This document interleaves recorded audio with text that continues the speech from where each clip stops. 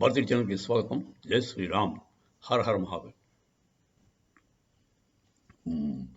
మోదీ గారి గవర్నమెంట్ మళ్ళీ రాకుండా చేయడానికి ఏమైనా కుట్రలు జరుగుతున్నాయా అన్నది ఇంకా నాకు అనుమానంగానే ఉందండి.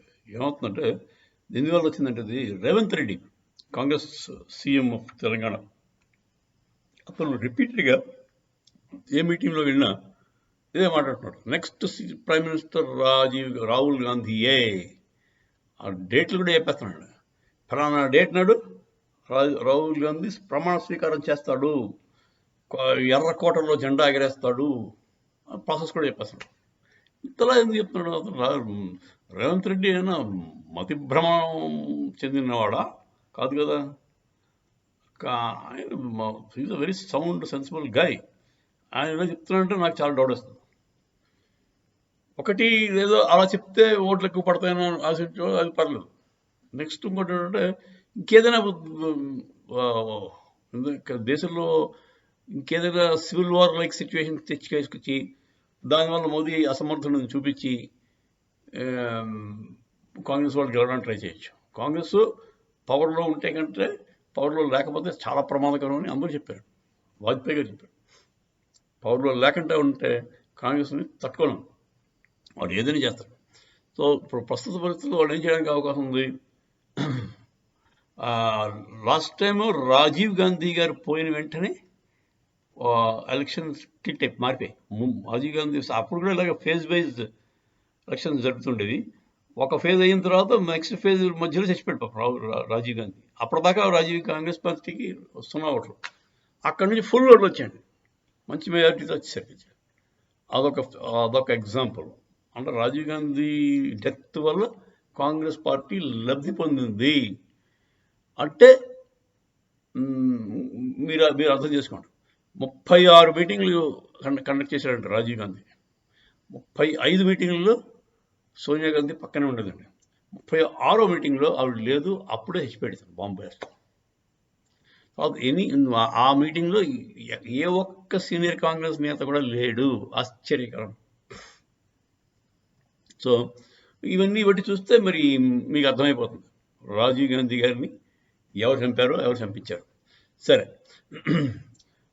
నెక్స్ట్ మళ్ళీ వాజ్పేయి గారి టైంలో కూడా ఏం చేశారు?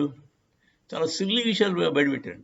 ఏంటిది? పాపం కాఫిన్స్ కార్గిల్ యుద్ధంలో మన సైనికులకి బాక్సులు తయారు చేస్తారు కదా, కాఫిన్ బాక్స్, కఫన్ అంటారు, తీసుకొచ్చేది. దాంట్లో పెద్ద స్కామ్ అయిపోయింది, డబ్బులు తినేశాడు జార్జ్ ఫెర్నాండిస్. అంటే నిజాయితీకి పేరు అంటే జార్జ్ ఫెర్నాండిసే.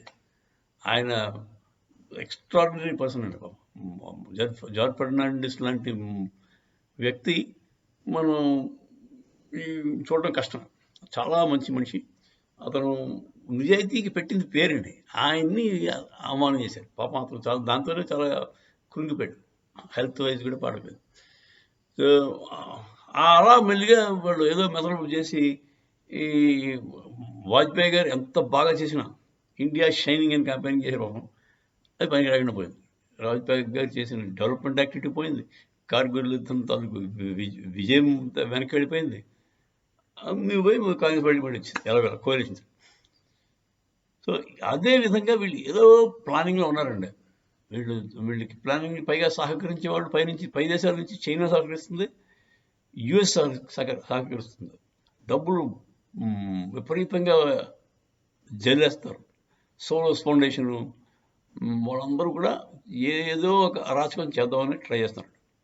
అంటే లాస్ట్ మినిట్లో ఇప్పుడు మరి ఇజ్రాయెల్ ఇరాన్ వార్ కూడా దీనికోసం చేశారా అని చిన్నాడు. మన ఇండియన్ మిల్గా ఇన్వాల్వ్ చేద్దామని చూస్తున్నారా, లేదంటే పెట్రోలియం ప్రొడక్ట్స్ తీసుకోకుండా చేశాడు. ఒక ఇరాన్ మీద శాంక్షన్స్ పెట్టాడు, అంటే ఆయిల్ కొనడానికి వీలేదు అన్నాడు. మన చబహార్ పోర్ట్ ఏదో ఇరాన్ దగ్గర ఉంది. చబహార్ పోర్ట్ నుంచి మనకి ఎక్స్పోర్ట్ ఇంపోర్ట్స్ చాలా గణనీయంగా జరుగుతాయి. దానివల్ల మనకి మన ఎకానమీకి చాలా ఒక 1 or 2% జీడిపి పెరుగుతుంది మనకి చబహార్ పోర్ట్ వల్లే. దాని ద్వారా మనం చేసే ఇంపోర్ట్ ఎక్స్పోర్ట్ ఆపరేషన్స్. సో దాని మీద కూడా శాంక్షన్స్ పెట్టడానికి ట్రై చేస్తారు.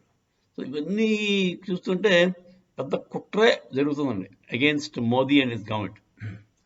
సో ఇంటర్నేషనల్గా తర్వాత కాంగ్రెస్ వాళ్ళు, ఈ కాంగ్రెస్ వాళ్ళకి ఎంతసేపు దేశం ఏమైనా పర్లేదు, వాళ్ళకి మాత్రం పవర్ ఇచ్చారు. అదండి మనం అందరూ జాగ్రత్తగా గమనించవలసిన విషయం ఇది. ఓటు వేసేప్పుడు ఒళ్ళు దగ్గర పెట్టుకుని వేయండి. ఇది చాలా క్రూషియల్ ఎలక్షన్. మన ఫ్యూచర్, మన పిల్లల ఫ్యూచరు, మన దేశం తాలూకు ఫ్యూచరు బాగుండాలనుకుంటే బీజేపీకి ఓటేయండి. లేదు మనం ఎలా పోయినా పర్లేదు, మొక్కలైపోతాం, చెక్కలైపోతాం, హిందువులంతా నాశనం అయిపోవాలని రెడీగా ఉన్నాం అని మీరు ఉద్దేశం ఉంటే కాంగ్రెస్ని గెలిపించుకోండి. అంతకంటే ఇంకేం చెప్పలేనండి. జై శ్రీరామ్.